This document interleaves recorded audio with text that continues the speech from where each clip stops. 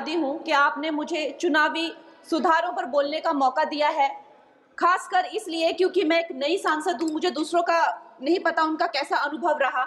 लेकिन पिछला ये 1 साल मेरे लिए खासकर विपक्ष से रिलेटेड जो है बहुत ही ज़्यादा चिंताजनक रहा है, एक तरह से ट्रॉमेटिक मैं इसे कह सकती हूँ।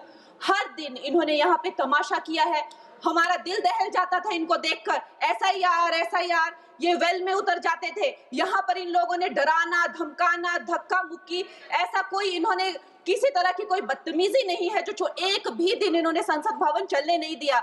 हम जनता के प्रतिनिधि हैं, हम यहाँ पर उनकी आवाज लेकर आते हैं, हम कुछ सीखने आते हैं, हम नए सांसद हैं।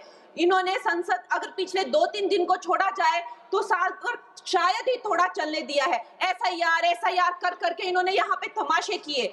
लेकिन अब जब इनको बोलने की बारी आई एसआईआर पे, तो अध्यक्ष महोदय जी, हम देख रहे हैं कि कल leader of opposition Rahul Gandhi ji ने, मुझे लगा क्या खुलासा होगा, हम भी बड़े उत्सुक थे, सारी साल हमने एक ही शब्द सुना है, अब ये क्या ग्रैंड रेवलेशन होगी। लेकिन राहुल गांधी जी जो लीडर ऑफ ऑपोजिशन है, उन्होंने कल जब कहा खादी है, खादी में धागे हैं, धागे में लोग हैं, लोगों के अंदर, उनको जब कहा गया कि आप पॉइंट की बात कीजिए, तो उन्होंने कहा कि मैं अपना फ्रेम कर रहा हूं, मैं अपना आर्गुमेंट फ्रेम कर रहा हूं। और इतनी देर बाद जब वो फ्रेम करके पहुंचे तो ले देकर वो वापस उसी अंतर्राष्ट्रीय मूल की महिला, अध्यक्ष जी, मैं एक महिला होने के नाते आपसे रिक्वेस्ट करना चाहती हूं कि every woman is entitled to her dignity. वो अंतर्राष्ट्रीय मूल की है, विदेशी महिला है, लेकिन उन्होंने कितनी बार आकर उन्होंने सोशल मीडिया पे कहा है कि मैं कभी भारत नहीं गई हूं, मेरा हरियाणा चुनाव से कुछ लेना देना नहीं है। लेकिन फिर भी ये लोगों ने बिना किसी ठोस सबूत के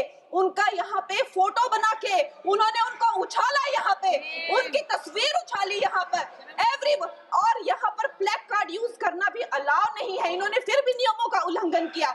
मैं चाहती हूँ सबसे पहले तो मैं इस सदन की तरफ से उन महिला से बहुत ही माफी मांगती हूँ कि इस सदन में बिना कि उनकी आजकल जो पर्सनैलिटी राइट्स का भी एक बहुत बड़ा क्राइम होता है, उसके उपरांत उनका फोटो यहाँ यूज किया गया, मुझे बहुत खेद है। भारतीय संसद भवन की तरफ से हम उनसे माफी मांगते हैं।